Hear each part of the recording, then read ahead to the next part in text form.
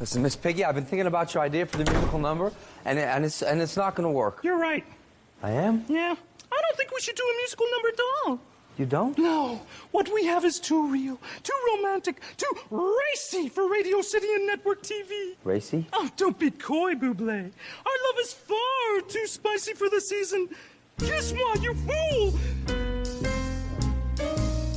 I really can't stay. But baby, it's cold outside. Well, I gotta go away. But baby, it's cold outside. This evening has been hoping that you'd drop in. Kind of nice. I'll hold your hands. Oh, they're just like us. My wife will probably start to worry. Michael, honey, what's your hurry? I bet she's just pacing the floor. Listen to the fireplace roar. So really, I better scurry. Michael, please don't hurry. Well, maybe just a little sip more. I'll put some records on while I pour. Well, neighbors might but think. Baby, it's bad out there. But you are gorgeous and pink. No cats to be had out there. I wish I knew how. Your eyes are like starlight now. To break the spell. I'll take your hat, your shirt as well. I have to say no, no, Mind no. if I move in closer? At least I gotta say that I tried. What's the sense of hurting my pride? I really can't stay. Michael, don't hold out. Baby, it's cold. Yeah, baby, it's cold. Oh, it's cold. That's right, it's cold. Outside. Kissy, kissy. Gotta go. Welcome to the combat zone, folks, where the enemy only has four things to say. Abandon ship, take cover, bail out, and damn it, it's cold outside. I'll bet. Well, I'll bet our listeners were going, what the heck is this all about? Well, we actually have some interesting news. We're going to take credit for something, because last week we marked the people who decided that song, although it was a slightly different version than the one you just heard, for the silliness of banning that song. And I even tried my best to recount some of the more graphic lyrics that are in music today, hot or hip hop and rap and all that other stuff. And I couldn't read it on the air because it's just too vulgar. But it turns out that, at least in my humble opinion, and I think Joseph shares my point of view, that because of the scathing... Even if it's not too humble. Well, fair enough.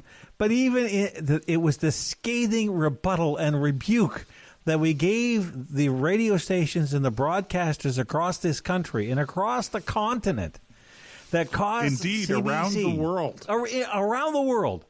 Absolutely. Let's take credit for the whole darn shooting match. They have reversed their decision to ban "Oh Baby It's Cold Outside" from their playlists, and now CBC is got it back on. And I'm taking credit for it.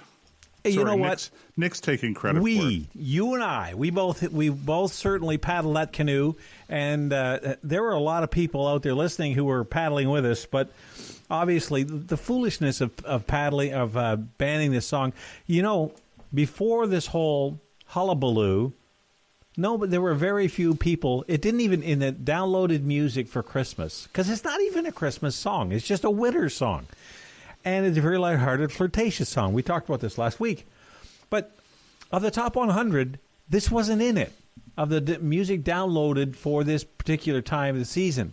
Since then, it went to number 2. Really? Yes.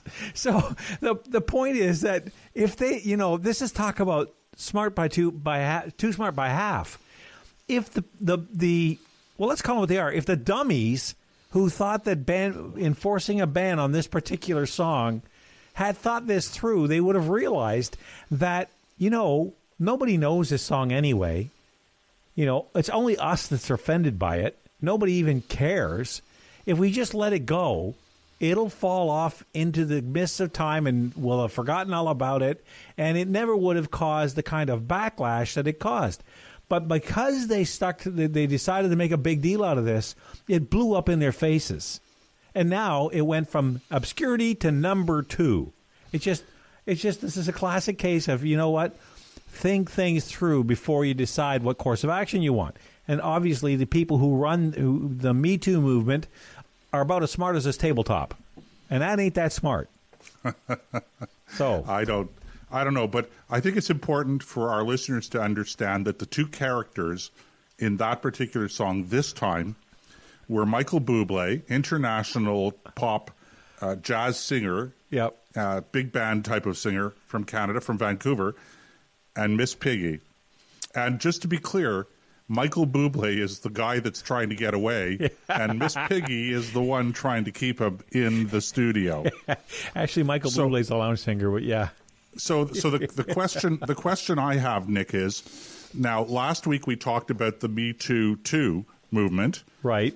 Okay, and just as I said that, I thought, Miss Piggy wears a tutu from now on, so Miss Me Tutu probably works with that. I don't know, but Me Too Pork Too. Porky, the me now.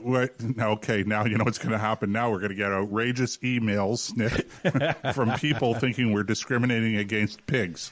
No, I don't. Female pigs. What's a female pig? I do not discriminate between male and female pigs. What's a female pig, Nick? What do they call a female pig? Or no, a sow. A sow. That's right. It. You got it. A sow. And a male is called a boar. But the point is, I don't discriminate against either one. I think one tastes just as good as the other does. I wish I could. Yeah, I know. I get it. But as somebody who is a connoisseur when it comes to pork, trust me, home-raised pork, hand-raised pork is unbelievable how good it is. Anyway. Okay, so the point in all of this is that Oh Baby, It's Cold Outside is back on the air. And, it's probably not due to you and I and our listeners, Nick, but I think we'll take credit anyway. You got that right. Congratulations to us. A little pat on the back from everybody out there. There you go. All right. So, okay, we had to wait for the round of applause to end. Yeah, our studio headphones here are not working so well tonight. I don't know I know what's going on. Sometimes if I load the programs in the wrong order, the sound effects don't sound so well through our microphones. So I'm avoiding shutting things down and putting them back on again. So good idea. All right. Good anyway, idea. What are you going to do, right? Yeah. Well, you just go with the flow, as the old guy. That's what say. But that's what we do. That's what we do. The whole thing about this idea of banning certain songs really speaks to a much deeper and far more important issue, and that is who gets to decide what you listen to. I mean, look, there's a lot of music that's out there that I can't stand. Rap, hip hop. I don't think I call it reorganized static. It really is just, in my estimation, but there's a lot of people out there who will vehemently, like I can't stand the Rolling Stones, to use another example. I don't think Mick Jagger could sing his way out of a wet paper bag with both ends shot out. But they have a huge following. So I'm not going to run around saying we got to ban the Rolling Stones, just because I don't like it. But that's the kind of attitude that comes across when some regulatory body comes along and says, nope, you can't play that. People, I think, are smart enough to recognize what they like and what they don't like. Now, I'm not talking about music or art.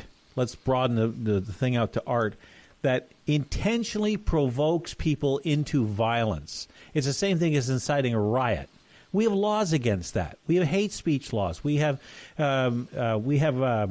defamation laws. Those cover all that stuff. But outside of that, if somebody wants to sing an out-of-tune version of Frosty the Snowman, and I think it's the worst recording I've ever heard in my life, then I just don't listen to it. If somebody else thinks it's the greatest thing since Roseanne Barr sang the U.S. national anthem, then fine, let them buy it.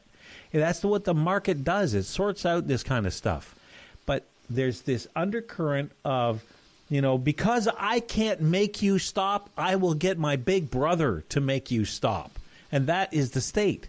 So if you're listening to, saying things or singing songs or doing things, living a life I don't like, I'm going to impose upon you my lifestyle and my worldview arbitrarily through the state. And I think that's a much bigger problem than, oh, baby, it's cold outside. Well said. Yeah, I thought you were going to say, boy, you made a whole lot of, that was a mighty big mountain you made out of that molehill. Well, I don't know about that. I'm 100% with you on this. You know, we had a little bit of fun with it last week. Well, we had a lot of fun with it last week. We sure did. We had a little bit. We've had so far a little bit of fun with it this week. But the reality is, Nick, this is actually a serious question. And that is the banning of things that we don't like.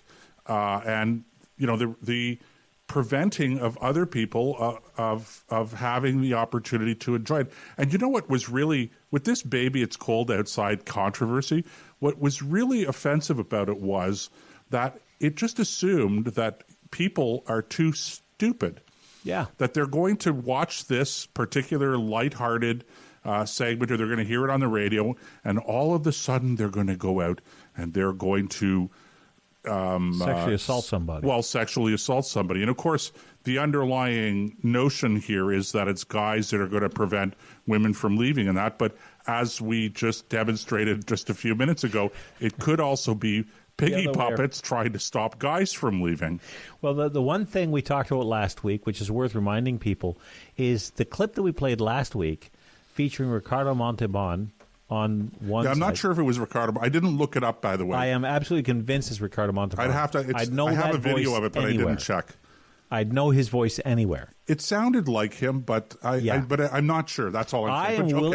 I am willing to bet an ounce of whiskey on it. You're baiting me here. Now Yes, I am. You're going, okay, during the break, I'm going to have to go. What and I don't know is the now. female lead in that. I never bothered. I should have looked it up. But don't forget, last week it was not just a segment with the guy. We flipped it over, and it was a guy it was trying Red to leave. Skelton on the other side, trying to get away from. Oh, did you look at the video after? Yeah, I watched the whole video. That's Red Skelton. I didn't even realize it was Red Skelton. Yeah, he was young then, man. Was he ever? I'm telling you. But it was. Nobody out there knows who Red Skelton, not Red Skeleton. Oh, classic. You look, I'm not going to go down a tangent, but just take some time and watch Red Skelton do a stand-up routine. Red, R-E-D, Skelton. Not skeleton, but Skelton. Right. Right. He's one of the old ones. Red Skelton. He is. He's right out of Jackie Gleason. He's up there with Jackie Gleason. Jackie Gleason's up there with him. Art Carney. They were kind of like they weren't a group together, but they were sort of just post vaudeville, I think. Contemporaries. They were contemporaries. Yeah, fair enough. But anyway, he's a comic genius, and he will keep you in stitches for hours if you've got any kind of education at all.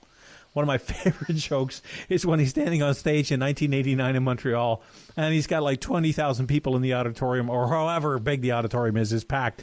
And he was saying, Mortimer the seagull talking to his buddy, and he says, "Have you seen the whale down there?" He said, "No, what's about the whale?" "Well, he fell in love with that submarine."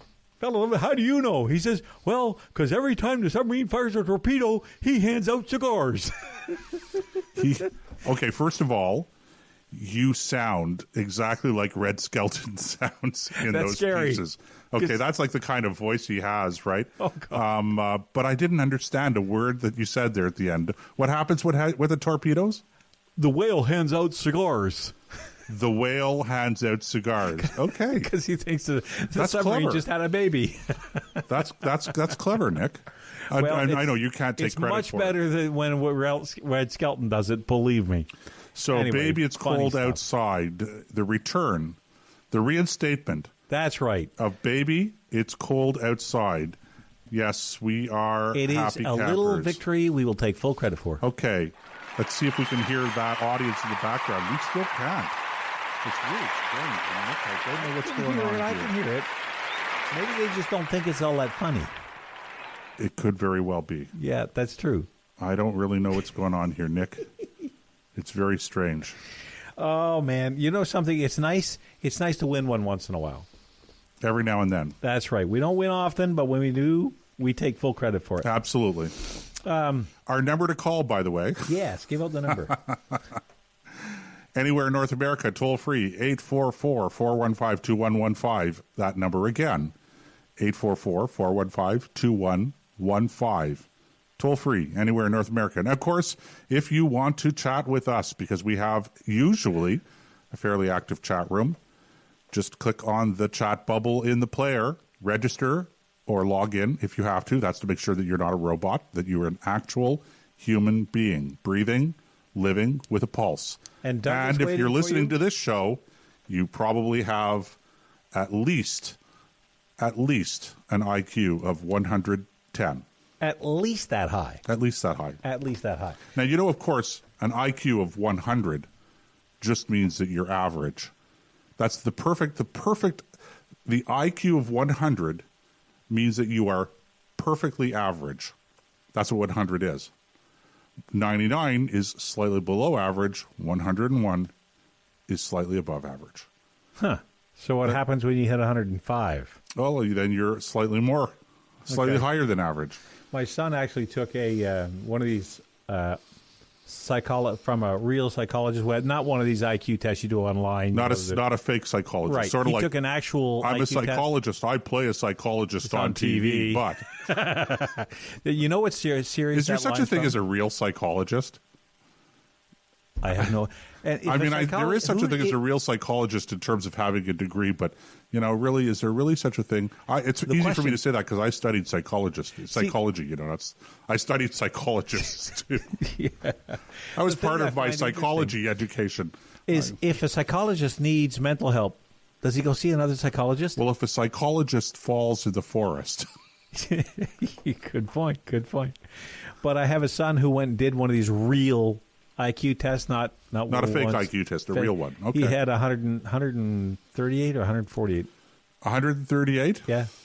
Okay, that's high. Kid. Much smarter than his old man, I'll tell you that. Well, you know what? IQ tests they've been largely discredited these days, and not because they don't indicate something, they do, but they are actually very cultural sort of centric, right? Because of the kinds of questions that get asked. Oh yeah. So, yeah. Oh, good. So I can rib him about the fact he's not as smart as he thinks he is. Well, no. Find out if he got 138 or 148. If he got 138, you could bug him that he missed a Mensa by that much. I'll do that. I'll see him this weekend. Because you don't get to join the Mensa like it's a club, right? I know what it is, yeah. You don't become a Mensa unless you hit 140. Okay, well, we'll have to go and find out. But anyway, very bright kid. But I will. Yes, your kids are very bright, Nick. Yeah, well, in your case, the apple does fall far from the tree. Not only that, it rolled downhill. So it rolled uphill. Well, it rolled. That's for sure. It didn't stick around the stump. Oh man! Anyway, we were only going to talk about that song for like 1 or 2 minutes. Well, 3 minutes. What song? The song we started with. We started with a song. Yeah, Baby, It's Cold Outside. Oh yeah. Yeah, the Muppet version. The Miss Piggy version. I want to know something seriously. All right. This is a serious question. I want to know why the Muppets never got criticized for being anti-animal. They made pigs. They made female pigs look stupid, and how do I put this? You know what? Here's the thing. Sexist? Okay, no. In fact, now that this was just popping into my head, but now that it's come into my head, yeah. Okay, there's a serious thing here. Okay, it's not that they make her look stupid or even sexist. It's that they really make her seem like a bimbo, and this begs the question. Okay, isn't this insulting to women? All over the place. Like, seriously, isn't this insulting to females, the way that their female characters portrayed? And if you take Miss Piggy, put her aside for a second and think of all of the airheaded bimbos that play in all of the teenage or college age movies out there. The American Pie look at Baywatch. I never saw it. But you know the point I'm making, right? I'm just confirming that because Baywatch is nothing but a bunch of bikinis running around with women in them. I want to know why it is that the Me Too movement has not attacked those shows. I don't have an answer for that, but I do know that I'm not. Am I wrong? I will say that Miss Piggy isn't as much of a bimbo as you give her credit for. First of all, there's the line from Muppet Treasure Island, one of the best movies ever made. I'm sorry, we watched that movie so many times at home, we wore it out. She's been captured by Long John Silver, her and Kermit, and they've been hung out over the ocean 100 feet in the air by their ankles from the limb of a tree, and there's a candle burning the rope. It's one of the old classic damsel in distress scenarios. And she's hanging there beside Kermit, and she says, "I'm beginning to see a pattern in the men I date." So obviously there's something going on upstairs. Now, she doesn't figure it out in time, I'll grant that. But it's just, Miss Piggy is a very unique character, and I think what they're no, I was going to say they figured out that if they go after Miss Piggy, then they're really in trouble, because Miss Piggy, for all her flirtatiousness and her bombastic, she's not afraid to chop down a man when she gets angry and put him in his place, so to speak.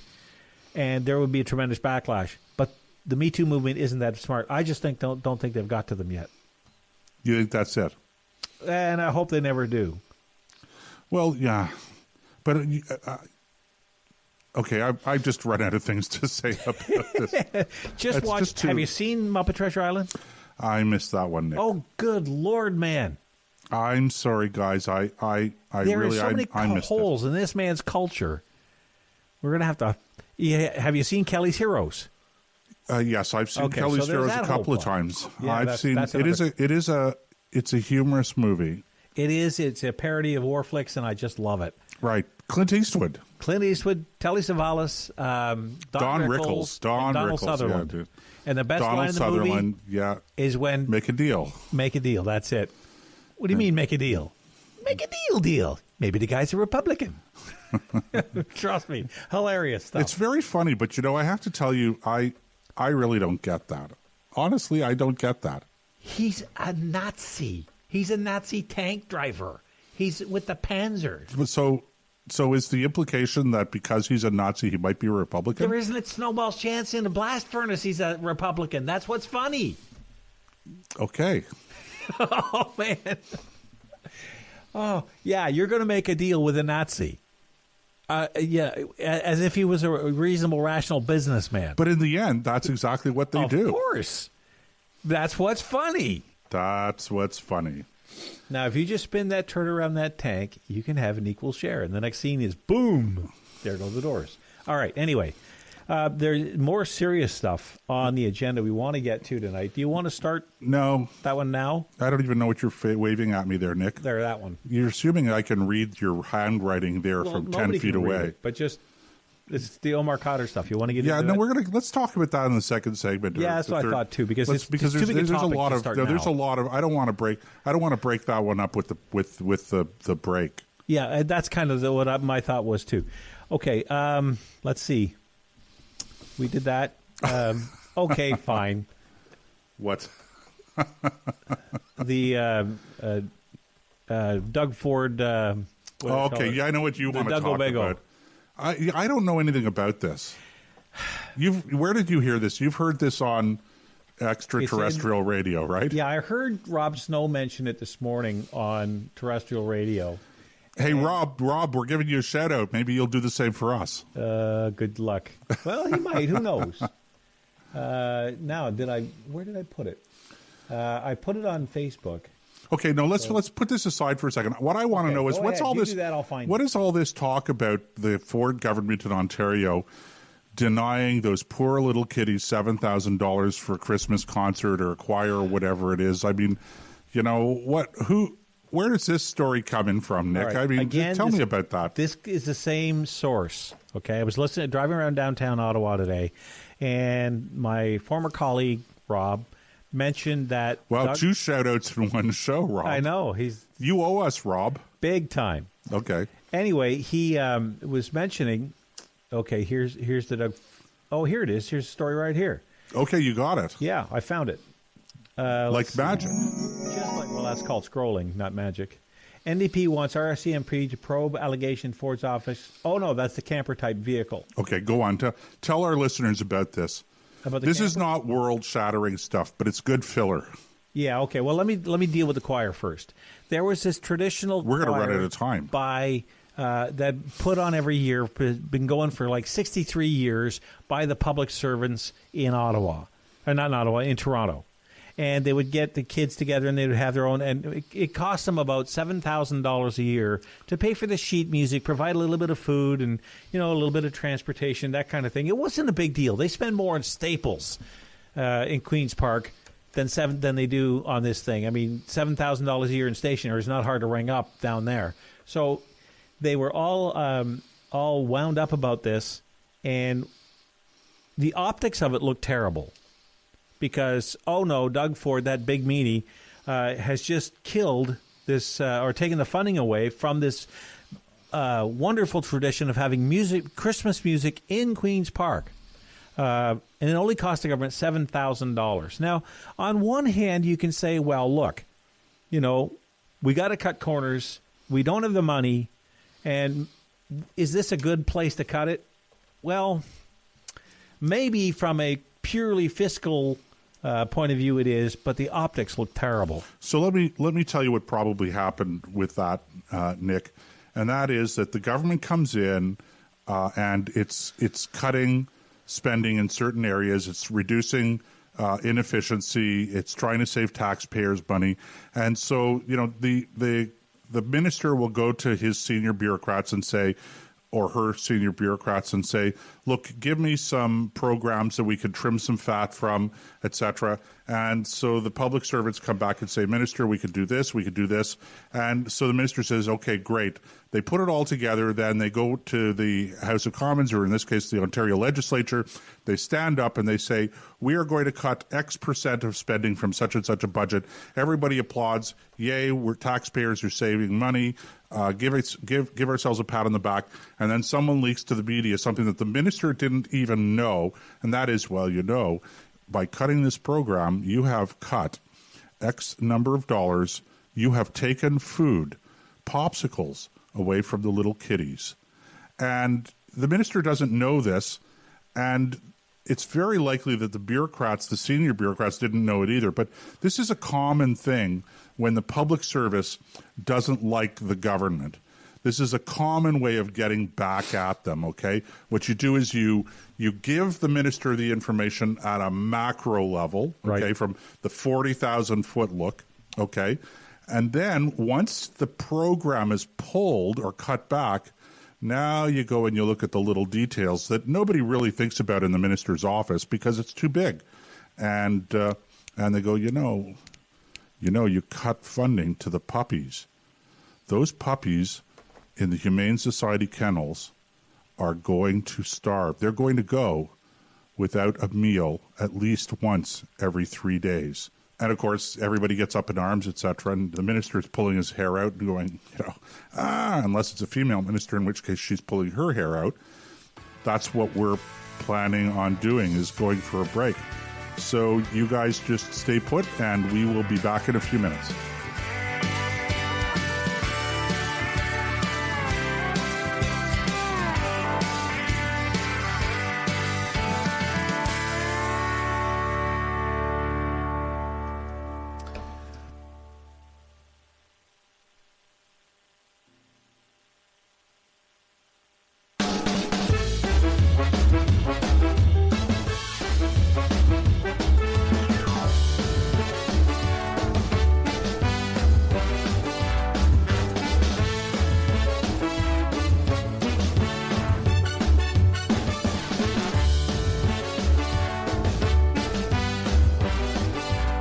Okay, welcome back to the Combat Zone. I'm Joe, he's Nick, and I got that right. By the way, Nick, I don't think you said who we were. I was too busy earlier. laughing over You were them. too busy laughing. Yeah, imagine that. We got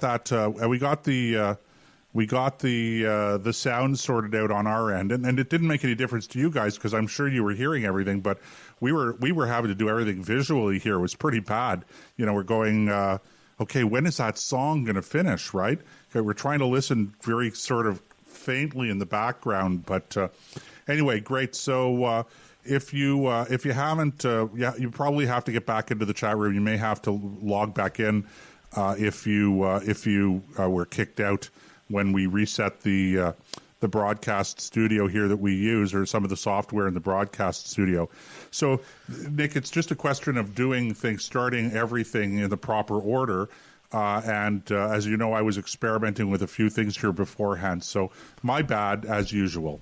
Well, when it comes to when it comes to technical stuff, it's always your bad, because I would be worse. So I'm not going to complain. I didn't think you were going to complain anyway, Nick. Okay.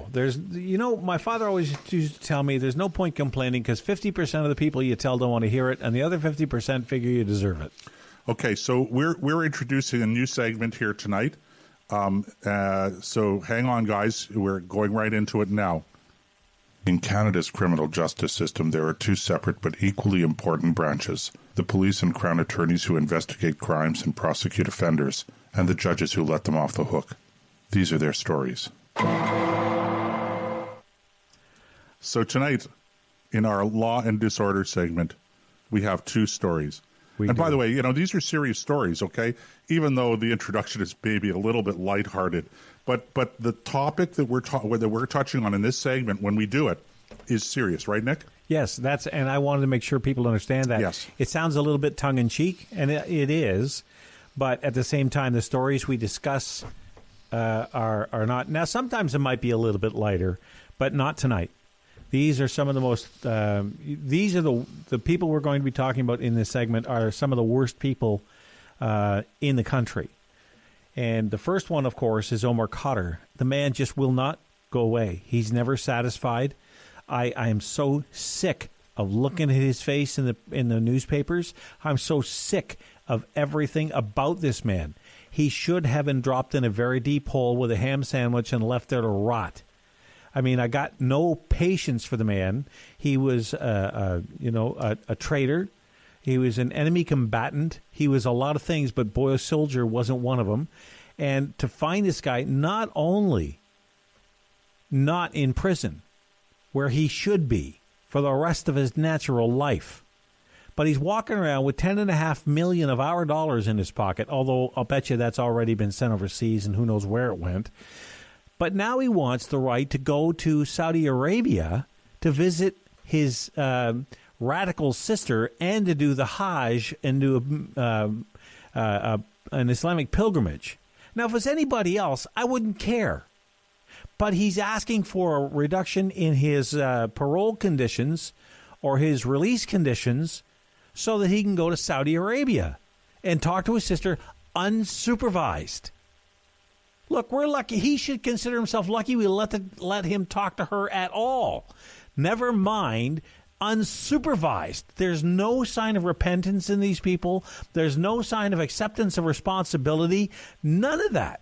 This guy should be taken to Hans Island, given a tent and a half a ham sandwich, and we'll see if he's still there in the springtime. And for those of you who don't know where Hans Island is, just Google it. It's up between Ellesmere and Greenland, right at the top of the passage. And up there, it'd probably be about 40 or 50 below without the wind right now. It's 2 square miles of naked, flat rock. Perfect place for a guy like that. On the Canadian side of the border or the Danish side? You know what? If we could do this, I would give the island to the Danes. Now, we have a war going on with the Danes, and it's kind of funny because we go up there every other year, and the Canadian military puts a bottle of Canadian whiskey and the flag on the island.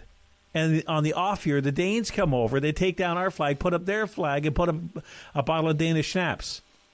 And that's the war between Canada and Denmark over this 2 square mile piece of rock. Okay, that's my kind of war. Now, they're doing it, of course. They're quote, air quotes, fighting over it because it's not the 2 miles of rock they care about. It's about the resources, the 12-mile exclusion zone around that, and who knows what's under that. There's a lot of gas and there's a lot of energy under the ocean up there. And clearly there's a lot of hot air circulating around that island as well. Not nearly enough, but I like to add his to it. Okay. Omar Khadr. So that's one. Okay, yeah, but let's just stay on Mr. Khadr for a few minutes, okay? Mr. Khadr. It's hard to... How old is he now, by the way? He's not... Mid-30s? Is he that old? Mid-30s? Could be. I Give me guess a he second, could I'll be. find out. He's not. Look, He's not I don't- 15 anymore. I'm not. Well, clearly not. Look, I don't know. Man, it's such a hard case. I know that our listeners in particular probably think it's pretty straightforward and cut and dry and black and white, and, and every cliche that you want to use. I'm not sure. I'm not sure. I don't really know enough about this case to be able to comment on it intelligently on that from the angle of whether or not he should be allowed to go over to Saudi Arabia to visit with his sister. Maybe yes, maybe no. It's an interesting question given the amount of time that has passed. And I'll tell you the truth, that when people talk about this guy as being, a traitor and stuff like that, as you did, Nick, I'm not even, I know I'm going to sound very soft-hearted and very like I'm a bleeding liberal here, okay? But I'm not sure that I would use that characterization. I will say this, though, okay?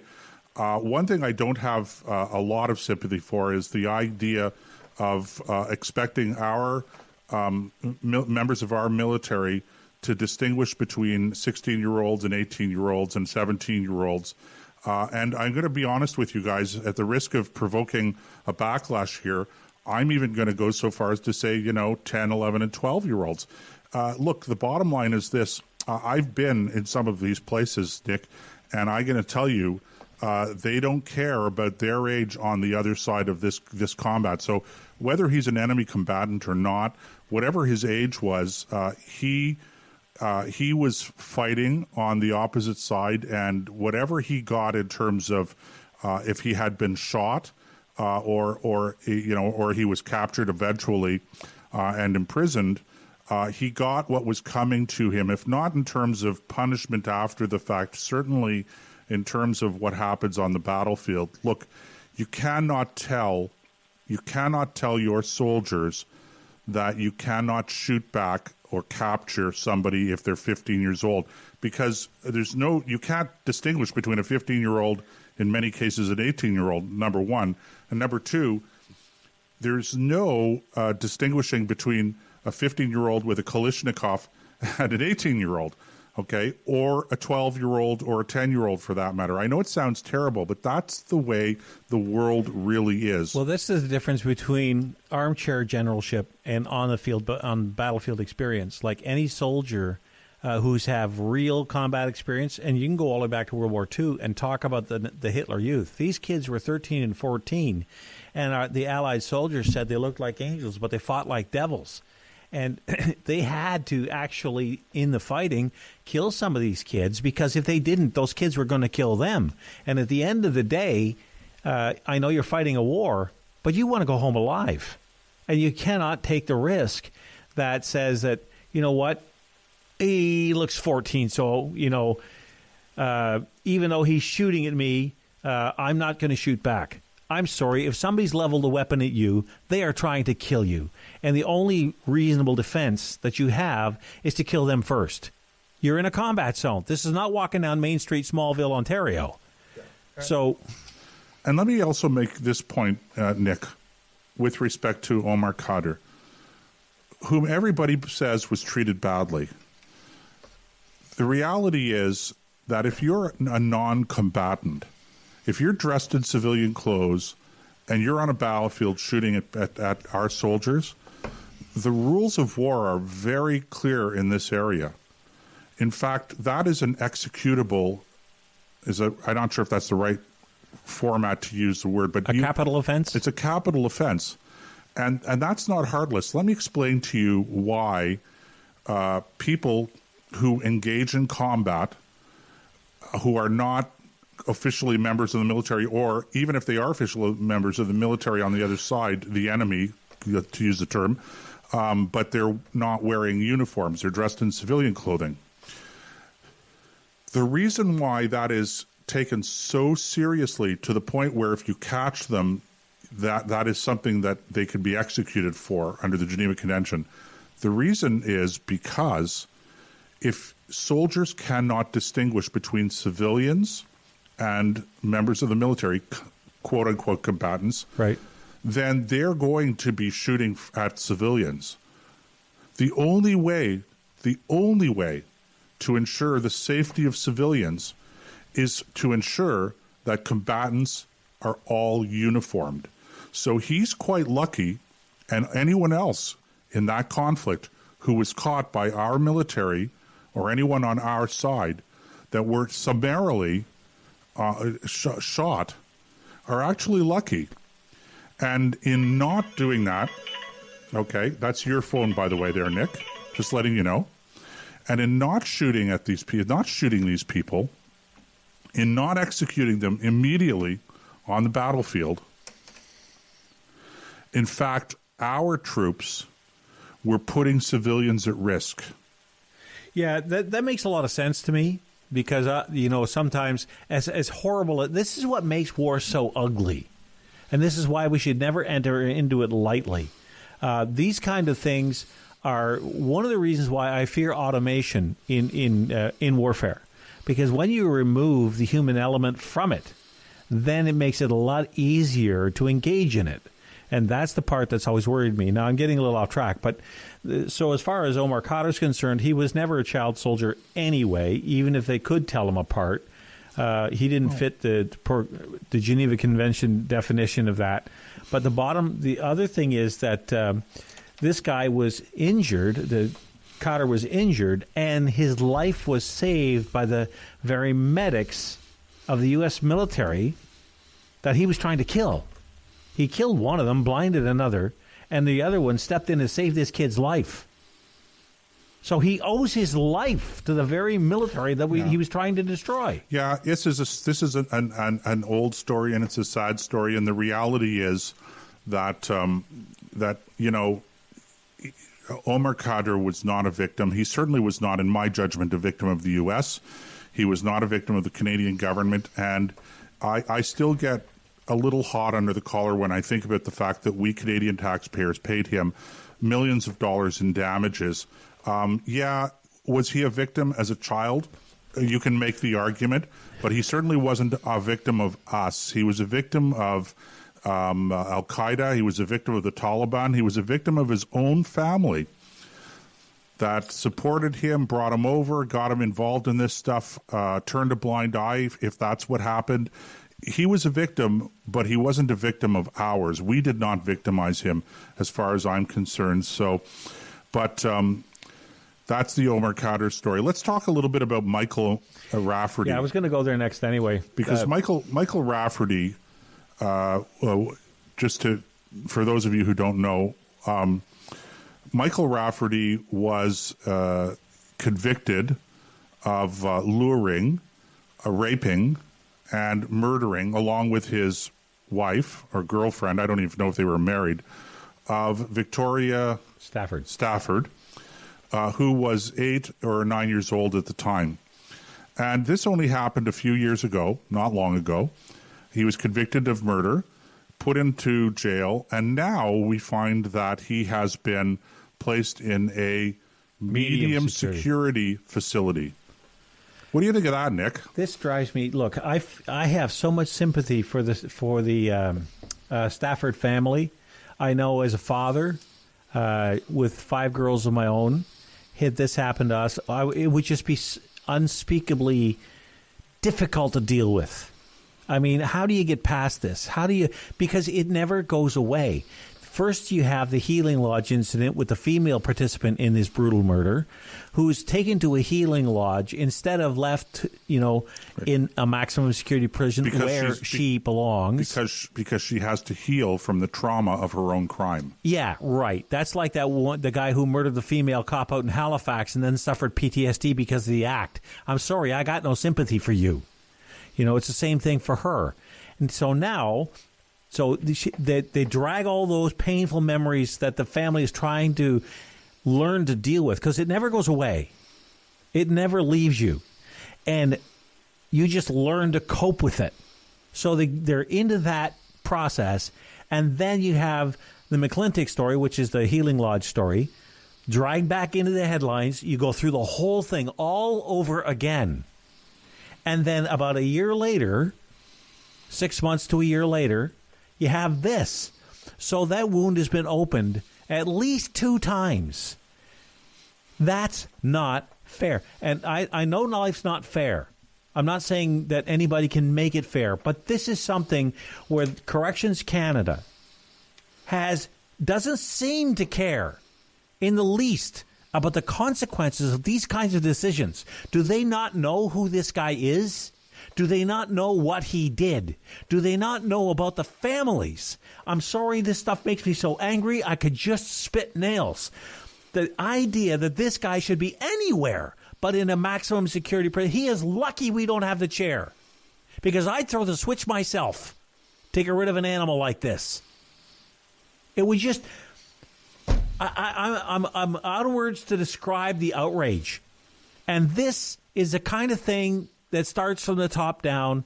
And I'm not going to say, look, Trudeau and his gang have this marshmallow soft on crime mentality, and all that. They care a lot more about the perpetrators of the crime, and they don't really seem to, pardon my French, but give a shit about the people who go through the crime, who are suffering from this barbaric act. And they just don't get it. It's not, you know what? I'm not even going to say they just don't get it. More importantly, they just don't care. And that's what makes me furious. Okay. Yeah, hard to follow that, Nick. No, hard to jump onto that, at the end of that, because you pretty much said it all.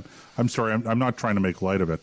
Look, I want to think about this a little more, though. I mean, try to get past the outrage a little bit, and I think that it's not simply a political matter. It is in a sense because politicians, that you want them to do certain things, and okay, great.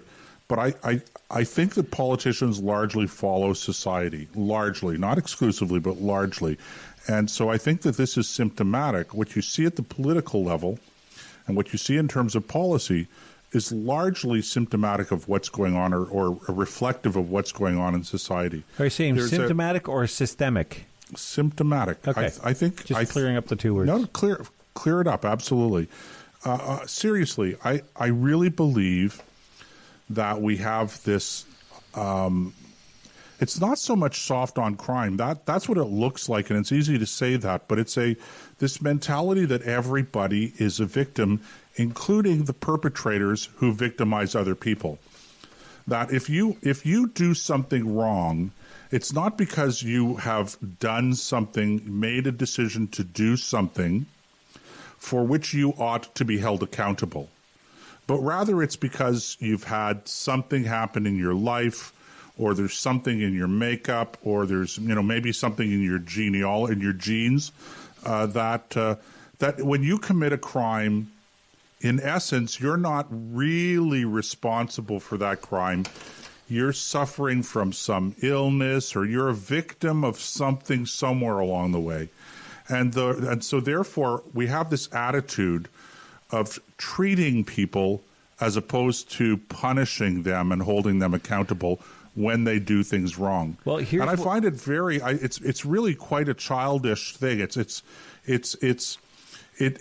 treating adults, it's treating us either as children who cannot take responsibility for our moral decisions, or worse than that, automatons that are nothing more than the outcomes. Our behavior is nothing more than the outcome of what we're pre-programmed to do or to be, or how we're pre-programmed to act based on our background and our genes and the way we were treated.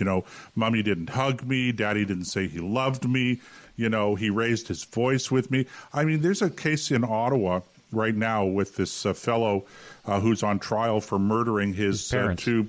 Well, they were adoptive parents, right? Okay. He was adopted, and he murdered his parents brutally. And what's his defense now? His defense is, they were very controlling.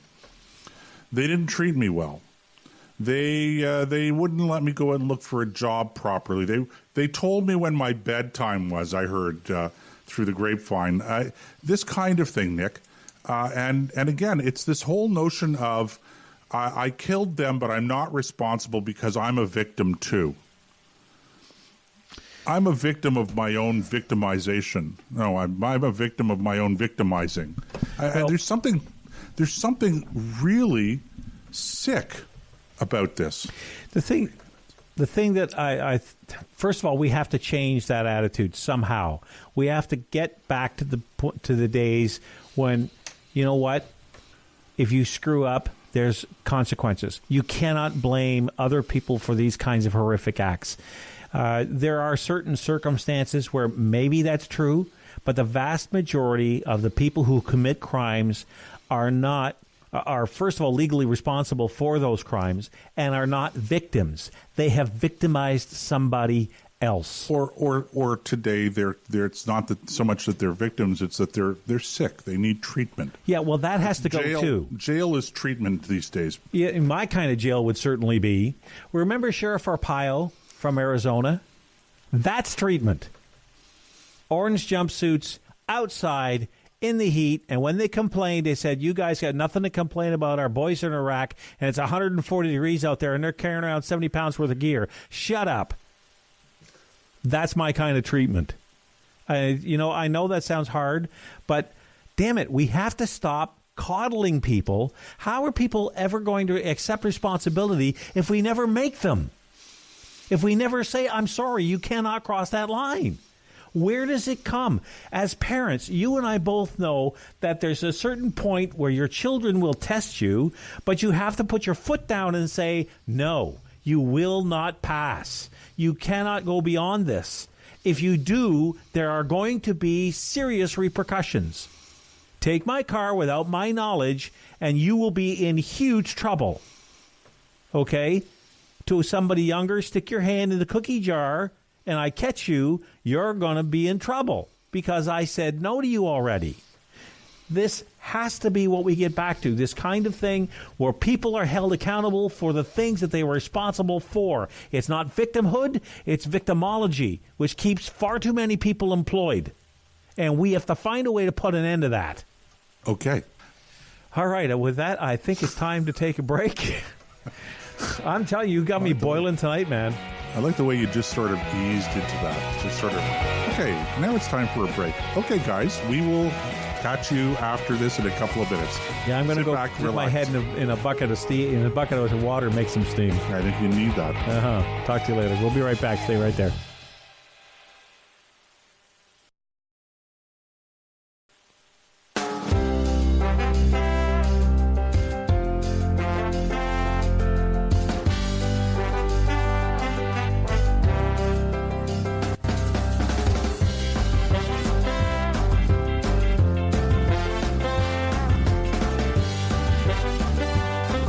Okay, welcome back into the Combat Zone. I'm Joe, he's Nick, and I'm taking his place here because he's got a mouthful of lemon meringue pie. And it's good pie, too. It's good pie, too. So just swallow, clear yourself off there a little bit, Nick. We're all set. And we are all set. And it's time for Oval Office Follies.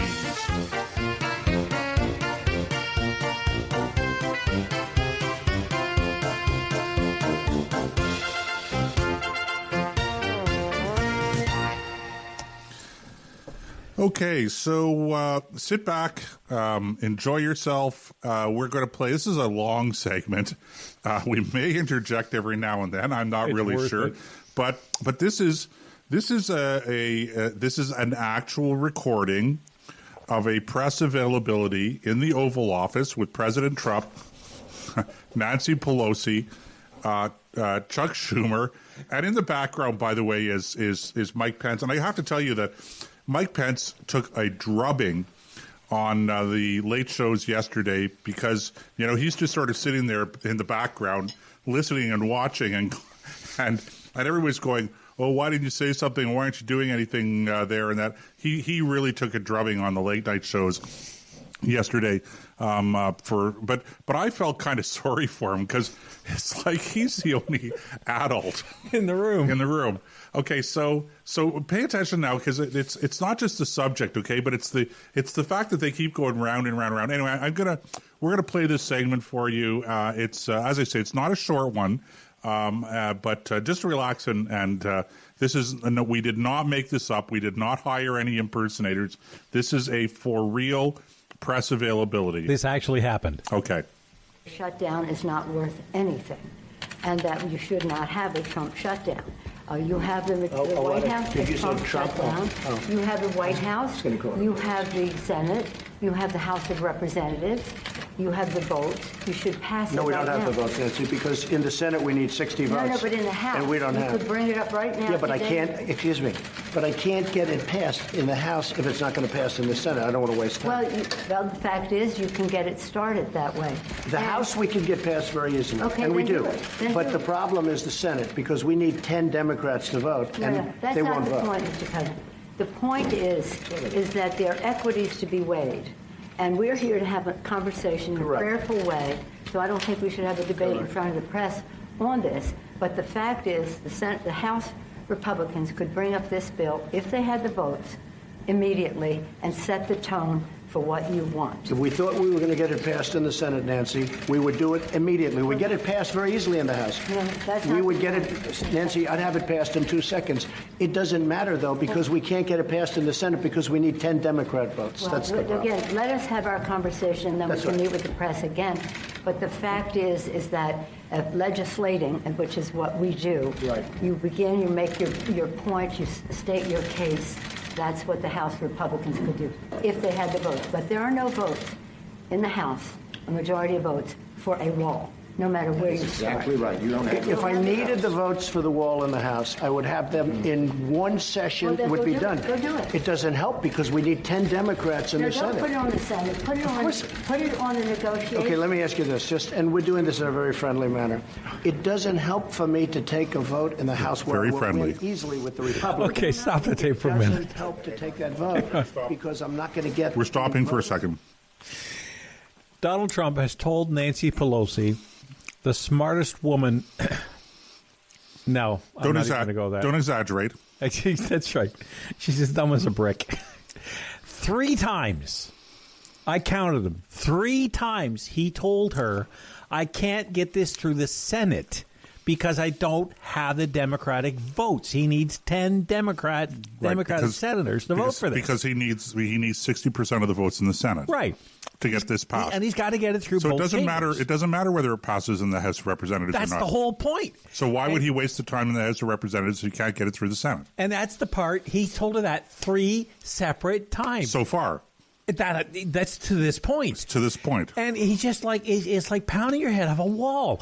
Like, And then she goes, and then she keeps on saying, well, we really, we shouldn't be talking about this in front of the press. We could talk about this outside of the press. and then she keeps on going. And then she keeps on going. Okay, so let's keep playing this. Okay? Yes, go ahead. I just had to make that point. Okay. Don't put Of it the on Senate, I need 10 senators. That's Mr. the problem. President, you have the White House, you have the Senate. That's 4 now.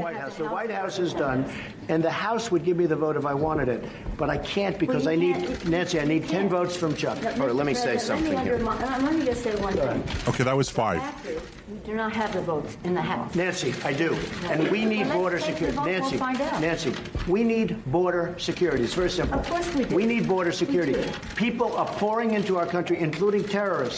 We have terrorists. We caught 10 terrorists over the last very short period of time. 10. These are very serious people. Our border agents, all of our law enforcement has been incredible what they've done. But we caught 10 terrorists. These are people that were looking to do harm. By the way, this was just supposed to be for photographers. It was just a photographer availability, photo op. And now they're just getting into it in front of all the photographers. And they're getting their photo op. Right. The Washington Post today gave you Okay, a here whole comes lot of Chuck help Schumer notes jumping in because now. They say you constantly The second mistake smartest how person much in the wall room. is built, how much of the wall is built and how much is there. But that's not the point here. We have a disagreement about the wall. Washington Whether it's If it's not the point, why did you bring it up? Security, but on the wall. We do not want to shut down the government. You have called 20 times to shut down the government. You say, I want to shut down the government. We don't. We want to come to an agreement. If we can't come to an agreement, we have solutions that will pass the House and Senate right now and will not shut down the government, and that's what we're urging you to do. Not threaten to shut down the government because let me just finish, because you can't get your way. The last time you shut it down, you got killed. Let me say something, Mr. President. You just say my way or we'll shut down the government. We have a proposal that Democrats and Republicans will support to do a CR that will not shut down the government. We urge you to take it. And if it's not good border security, I won't take it. It is very good border security. And if it's not good border security, I won't take it. It's what because when you look at these numbers of the effectiveness of our border security, and when you look at the job that we're doing with our military... You just said it is effective. It's a good thing they decided they were going to talk about this behind closed doors away from the press. Only areas where you have the walls. We want to do where this. You have walls. These two, Schumer and Pelosi, don't have the IQ, even if you put them together, of a bag of hammers. We come in here as the first branch of government. Article 1, the legislative branch. We're coming in good faith to negotiate with you about how we can keep the government open. We're going to keep it open if we have border security. If we don't have border security, Chuck, we're not going to keep it open. I'm with you. We are going to have border security. And it's the same border. You're bragging about what has been done. By us. We want to do the same thing we did last year, this year. That's our proposal. If it's good then, it's good now, and it won't shut down the government. Chuck, we can build a much bigger section with more money. Let's debate in private. Okay? Yeah. Let's debate. Yeah, let's debate in private. But go on now.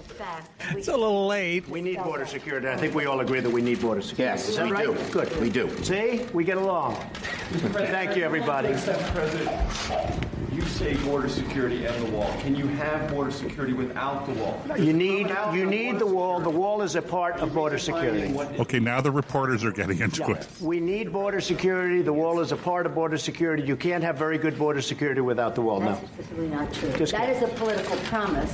Border security is a way to effectively honor our And responsibility. the experts say you can do border security without a wall, which is wasteful and doesn't solve the problem. It totally solves the problem. I don't want to take this.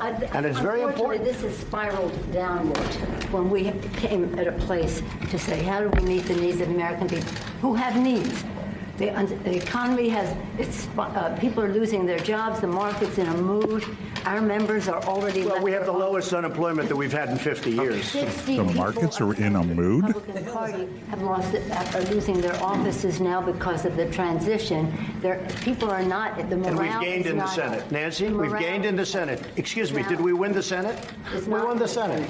When the president brags that he won North Dakota and Indiana, he's in real trouble. I did. Let me say this. We did win North Dakota. This is the most unfortunate thing. We came in here in good faith, and we're entering into this kind of a discussion in the public view. But it's not bad, Nancy. No, it's called transparency. I know it's not transparency when we're not stipulating to a set of facts, and when we want to have a debate with you about saying we confront some of those facts. You know what? We need border security. That's what we're going to be talking about, border security. If we don't have border security, we'll shut down the government. This country needs border security. The wall is a part of border security. Let's have a talk. We're going to get the wall built, and we've done a lot of wall already. How big a part of border security is the wall? It's a big section. It's a big part of it. Okay, I think that's just about all we could take. You know, this goes on for another 5 or 6 minutes, right? Oh, that's enough. And I got to tell you, poor Mike Pence, okay?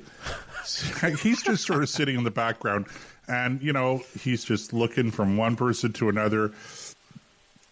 What he's not doing is he's not rolling his eyes, which probably took a whole lot of self-discipline. I would imagine it would. I think, you know what, Mike Pence for president, just for being able to have the self-control to sit through that fiasco. And I'm not letting Trump off the hook with a either. straight face. All he had to do was stand up and say, we're not discussing this here, and leave. He could have ended it right away. As soon as Nancy started going off on the hinge, on a tangent, he could have ended that by saying, that's it. I said we're not going to talk about it. Not here. No, but the point I'm making here, Nick, is that he didn't say, you're referring to President Trump, of course, right? Yeah. He didn't say we're not going to talk about it. It was Nancy Pelosi that kept saying we're not going to talk about it over and over again. And over again she says, but, and then she keeps on talking about it in public. Well, like I said. What do these guys think? Do they think they're in, like, Canada's House of Commons question period or something? It sounds that way, and you get about as many intelligent answers. The only thing they didn't have was cheering trained seals in the back. Oh, does that drive me out of my mind when I'm watching the House of Commons or Queen's Park for that matter? That's what you get. That's what you get in the background. And it doesn't matter. Like, if Rempel stands up and says something, the whole Conservative bench stands up and applauds. When somebody on the other side says something, they all stand up and applaud, or they're nodding their heads like a bunch of bobbleheads. Like, what? Just sit down. If he says something Churchillian, maybe you want to give him a short round of applause, but stop. Okay, it's a circus. It's our circus and it's our monkeys. I get it. But, oh, man, painful. All right. Okay, well, that was it. Oval Office Follies. Painful.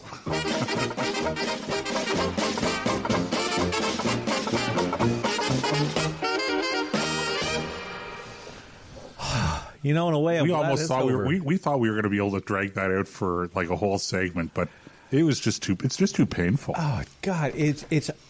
Okay. Yeah, is it? Look, is it just me, or have elected officials right around the world, the quality of these guys, the level of intelligence and the character of these people, I mean, they're just parody. Like, they're just satire characters. It's like cartoon characters, Nick. Well, we've often made the point about the series, the British BBC series called Yes, Minister, and how that's more of a documentary than it is a parody. And you get these guys, they start breathing that rarefied air and going to all the fancy parties and, you know, all the perks and benefits, and they forget what their whole point is, what the reason for their existence is. And they lose touch with the ground. Well, first of all, I'm happy if they think their reason to exist is to give us weekly material to laugh at. You know what? They're doing that in spades. I mean, when's the last time we didn't have anything to talk about? And it's, oh, man. All right. So that's that. Now. Okay. Oh, boy. What? Nothing. Absolutely nothing. Okay. Because there's more material. And it's coming out of Queen's Park because we've got about 15 minutes in this segment, so we'll take this 15 minutes because there's on the far side of the segment there's two other topics I really want to dig into, but they're going to take some time. So let's save those for later. And what I want to talk about is the Duggabago. Oh, right. Yeah, you mentioned this in the last segment. Okay, let's the Duggabago. What else do you call it? Well, okay, let me bring the story up because the NDP Winnebago Gate. Winnebago Gate. Winnebago Gate. Yeah, okay. It sounds like Winnebago Gate. Yeah, it sounds like a lottery. Winnebago Gate. Okay. You know, we just actually, I have to tell you this, okay, so we thought somebody bought us some lottery tickets for Hanukkah. Yeah. And we were sure we had won $10,000. Oh, think of the studio we could have built. We were just, my wife had control. I'm pretty sure it was my ticket, but, you know, I made the mistake of handing my tickets over to my wife. That's a big mistake. And, of course, she's going to listen to this, and I'm going to hear Fred. But, no, I love you, dear. My wife is the greatest wife. Nick, I know you have a good wife, but your wife is not as great a wife as my wife is. Oh, great. Drag me into this. Thanks a lot, pal. So, no, right. truthfully, to all of our listeners out there, okay. We both have amazing wives. You have no idea how long-suffering our wives are. And believe me, you can stretch that word long for a long way. Sure. All right. According to the CBC News, let me just read the first paragraph to give people an idea of what I'm talking about. If you're not aware of it, it starts out like this. NDP leader Andrea Horwath is calling on the RCMP to investigate an allegation that Ontario Premier Doug Ford's office asked the provincial police force to buy him a specialized camper-type vehicle. The alleged request is detailed in a December 11th letter sent by Brad Blair, interim commissioner of the Ontario Provincial Police, to Ombudsman Paul Dubé. In the letter, Blair alleges Dean French, Ford's chief of staff, wanted the OPP to buy the vehicle, have it modified to specifications set by the Premier's office, and to keep the costs off the provincial books. Look, my problem with this, okay, It's possible the Premier didn't know about it. But that doesn't make it any less his fault. It's possible it never happened at all, too, just for the record. Yeah, okay, but maybe But let's have fun. Let's assume that it is for real. Isn't this exactly the kind of stuff, maybe on not as large a scale, but exactly the same kind of thing where you spend money and you want to keep it off the books so it doesn't reflect badly on your government, that we just fired a government over? Partly. But I don't know. I haven't seen any evidence of this, and I would want to see some evidence of it because, to be perfectly honest with you, you can't really keep it off the books. I mean, you could pay for things from one budget or from another budget, from one department or another department or one ministry or another ministry, but one way or the other, somebody's got to pay for it. And so it's got to show up somewhere as something. So when you talk about doing these kinds of purchases off the books, there really is no such thing. What you could do is you can bury the purchase in some kind of a budget where it's not readily accessible, where it's very difficult to find. But I'm skeptical about this. I'd want to see some further evidence of it. I don't want to say that it didn't happen, but you have to be pretty, when we're talking about dumb as doornails, okay, or dumb as a doorknob or whatever the term is that you use there. Bag of hammers, that's it. Hammers and nails, right? Whatever. You have to be in that category to think that you can get away with doing something like this. First of all, you got to make the request. So right away, how do you know that when you're going to somebody and making this request, that person isn't going to blow the whistle on you? Number one. Number two, as I already explained, it's possible to bury things. It's possible to hide an expenditure. It's really not possible to do it off of the books. Off the books would be that Doug Ford wants his own Winnebago. And by the way, Doug Ford can afford his own Winnebago, okay? So, or maybe the party wants to purchase a Winnebago or some sort of a bus so that they can drive around the province on a regular basis, okay? There's plenty of money out there without having to skim it off of some, taxpayer fund or make it a taxpayer-funded expenditure. You're not talking about $1 million here. You're not even talking. I would guess that you're not even talking $100,000. Oh well, if you're going to have, depends on how big. Okay, fair enough. I'm thinking somewhere in the 100 to 250,000 range by the time you modify it, depending on what size bus it is. Blah blah blah. There's a lot we don't know. But the bottom line is the optics, at least. And again, maybe this is just, and you could very well be right. This is just Horwath looking to score some cheap points. This could be just somebody in the bureaucratic side of things looking to get back at Doug because he's, they feel that their career, their job might be threatened. So they're, or in fairness, it really could be somebody that's as dumb as a hammer. That is also okay. True. Like don't automatically dismiss any possibility of stupidity here. Never assigned a conspiracy what can be explained by stupidity. Something like that. Something like that. And this may be and believe me, whoever said that was far wiser than you and me put together, Nick. I think so. And I don't know who said it. And they're still wiser than we are. But when you look at this, because there's more to the article, of course. That was only the first paragraph. I like this one. It's a bad episode of Pimp My Ride, where the Premier actually asked the OPP or one of his operatives, Dean French, whoever it was, to put together a camper-style vehicle that is pimped out with all the Premier's specifications, that the supplier of said vehicle is somebody that the Premier is going to choose. That's Andrea Horwath. And in other words, he's going to handpick the dealer. He's going to make a sweet deal with them, pimp it out the way they want to. And what does that even mean? What, pimp out your ride? Yeah. That means you take a car, let's say a 69, a long stretched out. What was it? There's a car I'm thinking of, 66. Okay, doesn't matter. Oldsmobile convertible. Okay, whatever. Okay? And you put neon lights on it, and you put a bounce kit in it, and it looks like something that a pimp would drive. Because that's what they mean by pimp up my ride. Make it look. Because the Premier of Ontario can't wait to do that with a Winnebago, and of course, to do it under the table so nobody notices. Yeah, well, it does lend itself. And you know what? The more I chew this over with you, the more unlikely this becomes. Because when I first read it, one of these facepalm moments. Like, give me a break. Okay, you know what this sounds like? This sounds like stupid opposition tricks. Let's just say I hope you're right. It's really, oh my goodness gracious. Because you know what I don't put past them is anything to discredit Doug Ford and the Conservatives. Yeah. Except that I'm going to keep the door open a little sliver to somebody in the government, in the Ford government, being stupid enough to actually try to pull something like stupidity this has no off. political gender. You know that, right? Pardon me? Stupidity is not. It's not limited to just liberals? Yeah. No one has the corner on stupidity. Well, it is, but there are a lot of liberals in the Conservative Party. Yeah. We have a name for them. Now somebody's going to write in and complain about that. You don't like Doug Ford. I didn't say that. No, they're going to say it about me, Nick. Oh, okay. Oh, my goodness Tell them gracious. to listen to the whole show for once. Oh, my goodness gracious. Oh. Where does that come from? Was that an actual show, Pimp My Ride? Yep.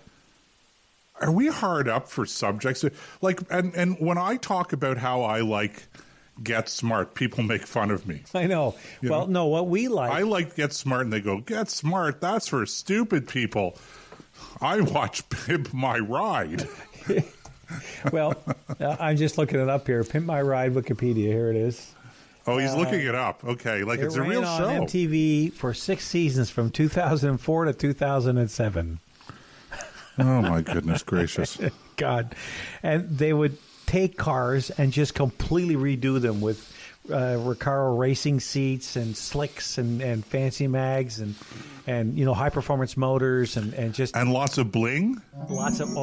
heavy on the bling. Okay. Heavy on the bling. So anyway, that was what she was referring to, which tells me that she... What about the Dukes of Hazzard car? Was that like a pimped-up car? No. Do you remember that show? Yeah, the General Lee. Did you ever watch it? Oh, all the time. See, now, I never watched. I caught segments here and there, but I never watched an episode of that show. But I know the Horde. Everybody knows the Horde, right? A piece of wardrobe like the Daisy Dukes. At that age in my life, that was worth watching. Okay, see, now the Me Too movement's going to be after you for that. Bring it on. Right? Did you see the remake, the movie? No, I haven't. Neither did I. But I wonder if the girls in that were dressed up the way they would have been in the show in the 70s. Oh, I have no doubt. Because Hollywood is... How come the Me Too movement is after those guys? What's that? The Me Too movement. Oh, because that's Hollywood. That's one of theirs. They're not going to do that. But in the original series of the Dukes of Hazzard, they used up every 69 Charger in North and South Carolina. They would go through like 3 or 4 a show. They had one show car. It's amazing, Nick. What? I just sort of brought that subject up, totally plugged it out of the air. Yeah. And you've got the data on it in your head. Scary, isn't it? I don't know what's going on, man. You must have been like... Okay. I had way too much time on my hands at the time, I guess. But that was... Clearly. Because you're talking my era of TV. Okay, so go on. You were going to tell us about the... Anyway, they would trash a half a dozen cars a show, and you could always tell when the car was trashed when they jumped the river. You watch the front fender over the wheel. It would buckle, and that's the frame bending, and that car was done. Smashed the springs, just totally trashed the undercarriage. They only painted it just enough so it could fly through the air once, and that was it. And, of course... This people actually thought that this was a normal thing. What state were they in? They were, I think it was set in Georgia or Mississippi. No, or it was in like? the Carolinas. I just forget which one, North or South Carolina. Okay, so wherever it was, people thought that that's the way people, drive. Well, in the they backwoods. were moonshiners. Hey, they were moonshiners. Yes, they were. Okay, you do not know rednecks. Oh, listen. Okay, Nick, you and I know rednecks. Okay? They were sissies compared to our rednecks. Okay? Oh, God. And I got to tell you, okay, you might do it with a snowmobile, but I don't know if you do it with those cars. The bar in the show was called the Boar's Nest. I mean, it was just, let's see if I can find what? it. The Boar's Nest, B-O-A-R, boar. As in like the pig? Yep. As in Miss Piggy? Yep. It starred Tom Wompat, John Schneider, Catherine Bach, who made the Daisy Dukes pants famous, Denver Pyle, Rick Hurst, blah, blah, blah. I'm just trying to find out where it was set. Okay. Production company, distributor, plot overview, Duke Boys. Okay. Nick, while Nick's looking this up, guys, we have to go for a break. I'll have really more on the Dukes for you when we get back.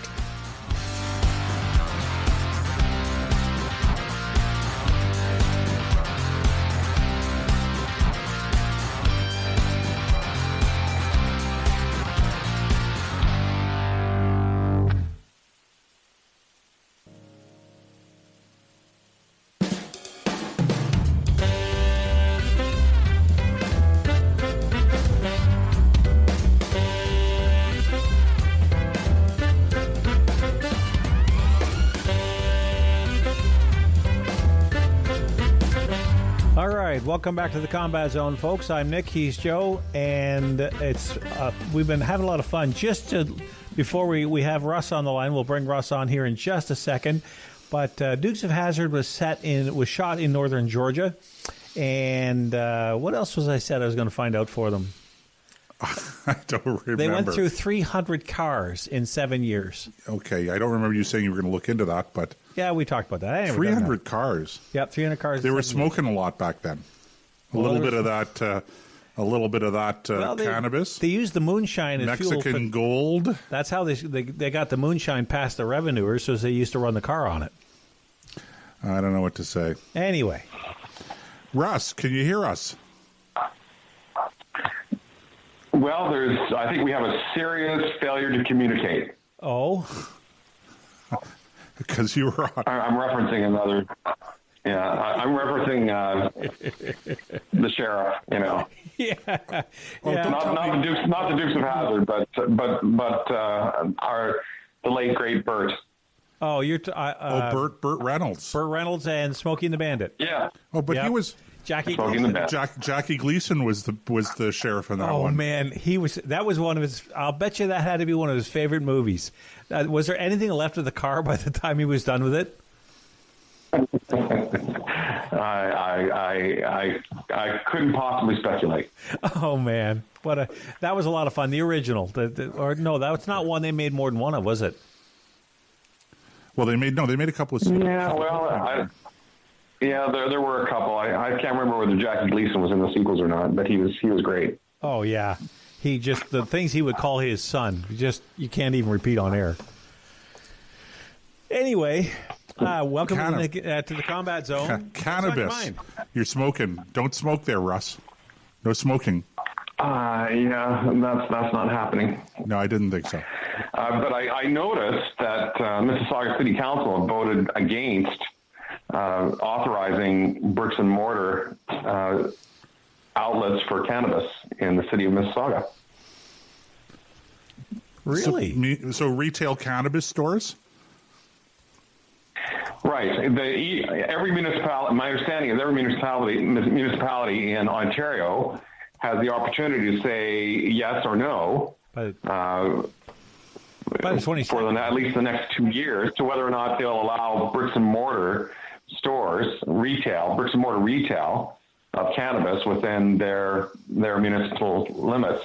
And the city, it's my understanding, the city council of Mississauga voted against allowing bricks and mortar retail sales of cannabis within the city of Mississauga. Now that strikes me as odd. And why? Well, that may be how tomorrow. It's my understanding that very same thing is on the agenda for the Ottawa City Council. That is true. It is. It appears it sounds like it's going to pass. I was going to say the same thing. And, it sounds like it's going to go. Yeah, but I thought it was very interesting that the City of Mississauga Council voted against it, voted it down. Is Hazel still the mayor down there? No, I don't think so. She's got to be in her. No, Hazel only shows up on the front row when there's an event at Queen's Park. Well, she was 88 the last time I heard her as mayor. So Hazel and Charles McVitie. Yeah, she's not looking any younger. That's all I have to say. Neither is Dr. McVitie. Because as she must be in her mid to late 90s by now. Okay, so now, Russ, when you say that it's coming up for a debate and vote in Ottawa tomorrow, as your understanding, but you think it'll pass. Now, when you say you think it'll pass, what does that mean in terms of result? Does that mean it'll pass? A motion will pass saying that they don't want bricks and mortar retail stores in Ottawa? Well, the agenda item is whether or not, yes, we will allow bricks and mortar retail sales of cannabis within the city of Ottawa city limits, or no, we won't. Right. And it's my understanding that there's only maybe 2 members of city council who are opposed to bricks and mortar retail of cannabis. You know what's funny about that is even if they approve it, they have no say about, from what I understand, over the density of stores. Like you could line Laurier Avenue with shoulder-to-shoulder pot stores if you wanted to, and the city has no say over that. Being the fact that they issue business licenses, and we could talk all day about whether I think they should have the authority to do even that. Yeah. But if you're going to, it's an up or down vote, and apparently one of the councillors that's opposed to it, I hear, is Caroline Meehan. Really? Well, good for her, because I think it's really quite appalling that that we have legalized cannabis in this country now. Against all of the emerging evidence with respect to the negative health effects that it has. It's purely ideological. It's not scientific. There's no evidence-based decision-making here. And so, any councillor that's going to have the courage to stand up and say, we don't want this in our community, I think that they deserve to be commended. I think so. And people, probably people should call the mayor and let the mayor know their views. They should probably call their own city councillor, whoever that may be, and let the city councillor know their views, and let's see what happens tomorrow. Well, we'll certainly be keeping an eye on it from here in the bunker, because this is an issue that's not just restricted to Ottawa, it's all across the country. It'd be interesting to see how the nation's capital handles it. If past performance is any kind of an indication, they won't be able to manage it any better than they manage a wheelbarrow. But a lot of this falls under the provincial purview. So how much control they'll have beyond saying yes or no is yet to be determined. Right. I think you're right. I think it's just an up or down vote, and management is left to. I believe the responsibility for it is the Alcohol, Lottery, Gaming, and now Cannabis Commission. Soon to be Alcohol, Gaming, Cannabis, and Prostitution, which of course begs the question: what exactly was it that Al Capone was doing wrong? Oh, wait a minute! He was just a man before his time. Tax evasion. No, it wasn't. That's they got him for tax evasion. No, it wasn't tax evasion. Yeah, that's what they got him for. It was illegally using the U.S. mail. No, it's tax evasion. I'm sure of it. Okay, because I'm sure they got him for tax evasion. Okay, so they couldn't get him. And it's kind of funny when you think about it, because they were doing this sort of projecting into the future, right? They were channeling the future. When they said, well, we can't get him for gambling. Clearly, we can't get him for drugs, and we can't get him for alcohol. Prostitution, well, we're not really sure if that's such a bad thing, but we can get him for tax evasion. Of course, I'm making a funny here, right? But yes, but nobody's really laughing at it, because it's serious. The government is into gambling full time, full on. They're now your drug dealer, more or less. And they're the distributor for alcohol, right? And pretty soon they're going to be the pimps in general. Well, I'm in no rush to see that happen, especially the last one. If you think the first ones are bad, imagine the mess they'll make of that. Even Amsterdam has given up on that. I don't know. Well, that's the latest that I've heard. Russ, what else do you have to say? Anything else? Well, there's so many things beyond Dukes of Hazzard and Burt Reynolds Oval Office and Jackie follies? Gleason. We can see. I have a feeling we could talk movies all night. Jackie Gleason. What a classic that guy was. Yeah. One of these days. Yeah, one of my favorite stories about Jackie Gleason. He appeared years and years ago, on 25 years ago or more, on the Tonight Show, when I happened to be viewing it, and Johnny Carson asked him about where does your talent come from, Mr. Gleason, and Jackie Gleason kind of got a funny look on his face, and he said, the thing about talent is you can't take credit for it because God gave it to you. One of my favorite quotes. That's a great line. That's ahead of W.C. Fields' line about whether he liked seltzer water in his drink, and he said, "I can't stand the noise." Yeah, or Irma Bongbek's what she said she wanted on her gravestone. What does she want? I told you I was sick. Okay. All right. You taught me on that. All right. Thanks for calling, Russ. All right. Have a great night, Russ. Good night. Good night. Oh, man. Yeah, I told you I was sick. Oh, brother. All right. Now, one of the things we were going to get into just before Russ called was this idea. There's a lot of talk from our Western brothers and sisters, and I know that I've heard from contacts out west. I know that different people out there have communicated that 20 years ago or more, when the first Trudeau version 1.0 was in charge, there was a lot of talk of Western separation. But now that we have version 2.0 in the office, in the Grand Poobah chair, we have a situation where it's never been so visceral. The anger is so deep out there that people are actually, it's becoming a serious issue. Now, I'm curious, and Joseph, I'll be interested to see what you think of this.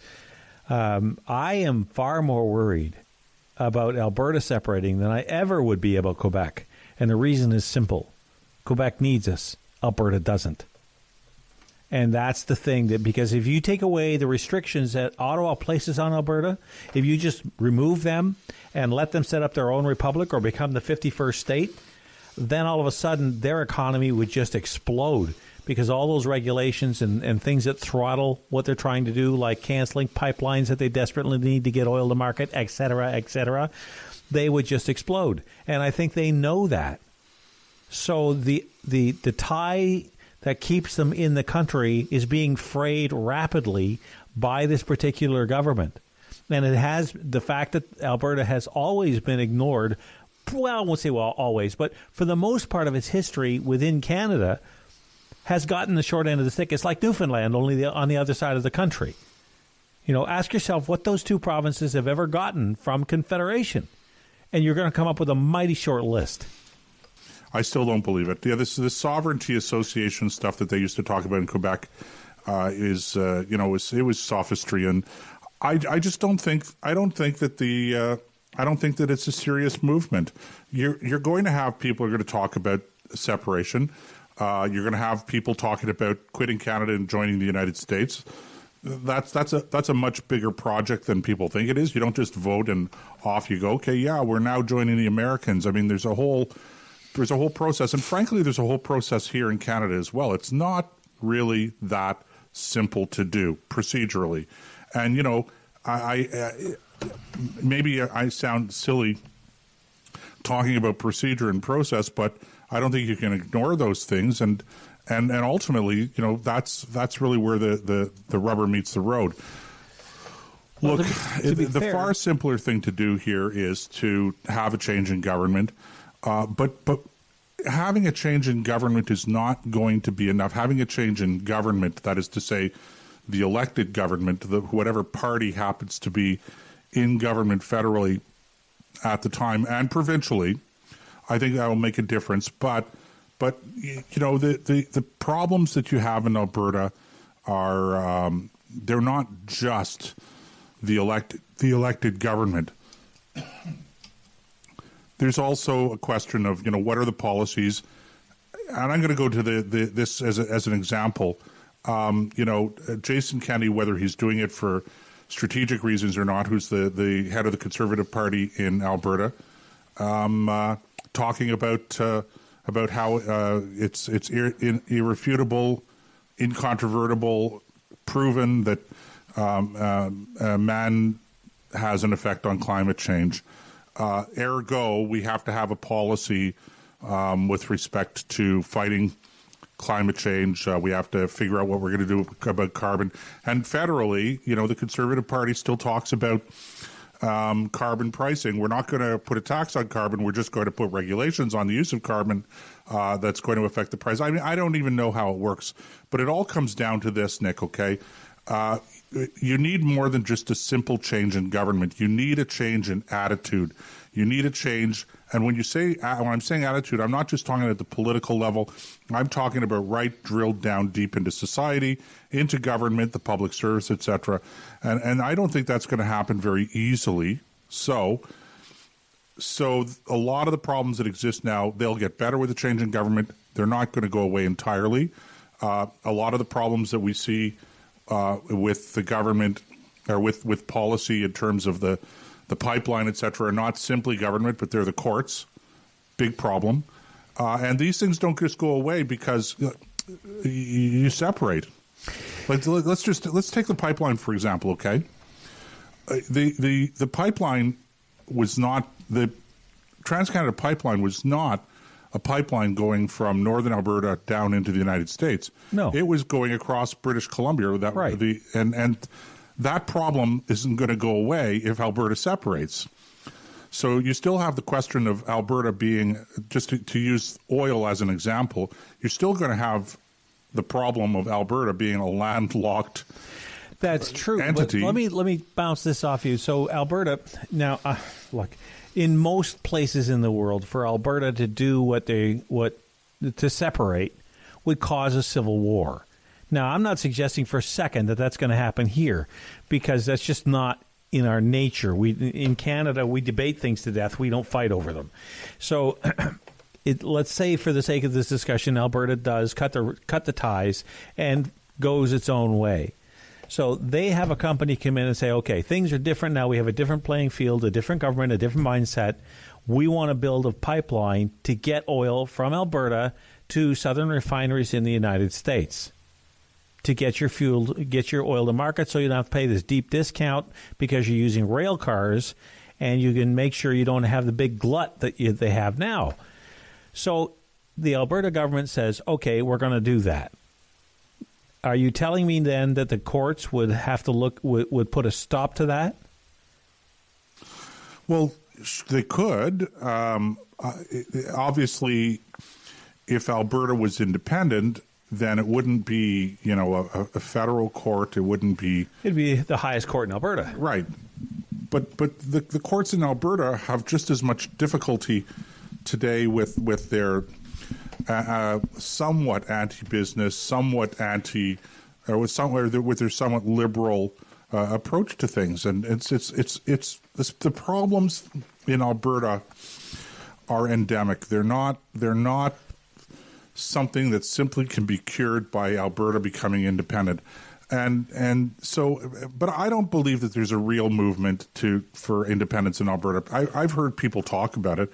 I've been hearing people talk about it off and on with greater frequency and lesser frequency for pretty much my entire adult life. There's, whenever things don't go well and they feel that they're being mistreated, then, the talk, the volume of the talk goes up.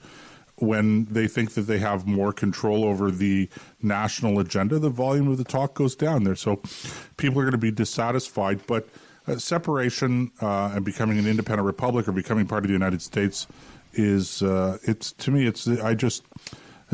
a pipe dream by a handful of people who, with respect, I don't think have just thought this kind of thing through very well.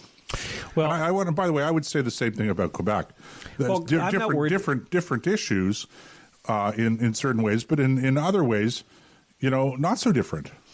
True, and I get from a procedural point of view, but I am not worried about Quebec going anywhere, especially after the sweet deal they just got. $13 billion on top of what they're getting locked in for the next 5 years. Yeah, they're not going anywhere. But it's not that simple, Nick. First of all, I don't like, this is equalization. Yes, it is. And I don't like equalization in principle, okay? But it's not just Quebec that gets equalization payments. Up until very recently, Ontario was getting equalization. Yeah, but they get payments. the lion's share of it. Okay, but who cares? Okay, Alberta does.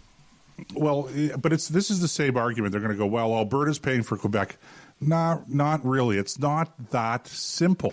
Okay, that's all I'm saying. I'm not defending equalization. I'm just saying it's not that simple. And this is,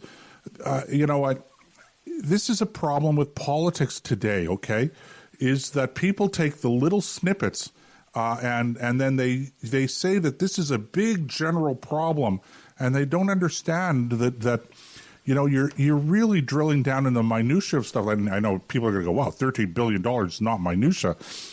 But how you get to that $13 billion is complicated. And it's not just like the federal government writes a check to Quebec government for $13 billion.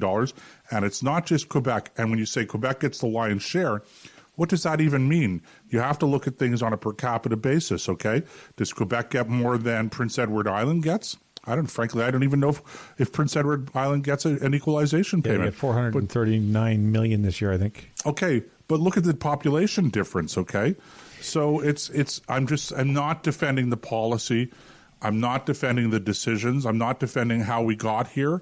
I think the equalization is something that we shouldn't be doing, although they managed to entrench equalization as a concept, at least, into the Constitution. But it's not. All right.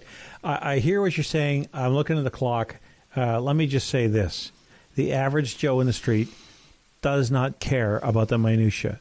They are very much flashpoint types. They only worry about the sound bites and the bits that they do understand. But that's what drives movements. I understand that. I get it, okay? I mean, I'm in the business. I get it. But at some point in time, you have to say, when you're in the business, when you're in government or you're involved in policy making or whatever, at some point in time, you have to say, look, we really have to just take a step back or two, step or two back, and we have to understand the complexity of the issue that we're dealing with, and not assume that what we see immediately is the way it is. Like we talked about this last week, this compact on migration, okay? Where politicians, mostly on my side of the political spectrum, our side, frankly, Nick, are running around scaremongering about it, saying, they're going to, it's going to override our sovereignty and it's going to force us to do this and that. I don't want to defend the pact because I think it's an atrocious waste of time and resources. And the head of the group that was involved in putting this together was Louise Arbour. And that's enough reason for me to oppose it right there, even if it was a really good pact, okay? It's irrelevant. Why is it irrelevant? It's irrelevant because it explicitly says that it defends the sovereignty of individual nations to determine their own immigration policies, and it explicitly says that it's not a legally binding document. So why are we wasting our time doing it, okay?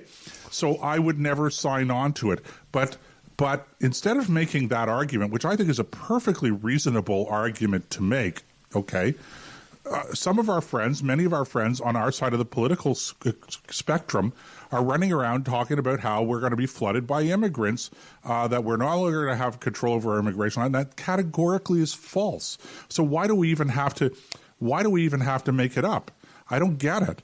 And at some point in time, you can play these hot button issue things, and yes, you can derive some kind of political benefit from it, and that as I say, Nick, over and over again, I get it.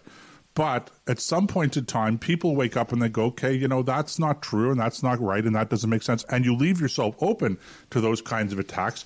And to me, it just contributes to the overall cynicism out there. So, fine. Quebec, I don't think Quebec is ever going to separate. No, I don't think so either. Okay. Do I care if they separate? Yeah, I do. I care if they separate. I care if Alberta separates. I don't want to see the country break up. I don't want to see Quebec go. I don't want to see Alberta go. I don't want to see Ontario go.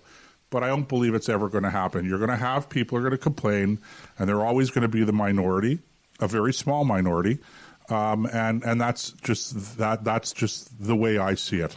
Well, my biggest fear about all this as we wind up the show is that while you're right, I have no doubt that you're right, that it's a non-binding contract or a non-binding You're talking agreement. about the compact. I am. Compact.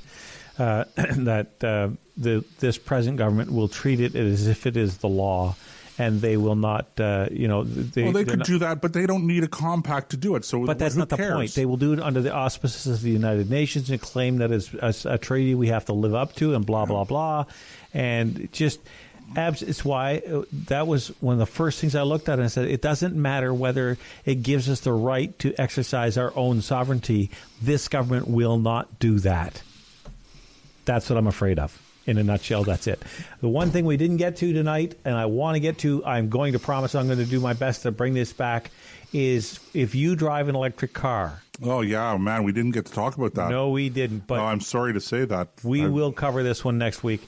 You want to tune in for that, because you will park. If you have any kind of conscience at all, you'll think twice about the next time you put the key in the ignition of one of those things. Okay, 2 hours. Thanks very much, guys, for listening, tuning in, and we'll catch you next week in the Combat Zone.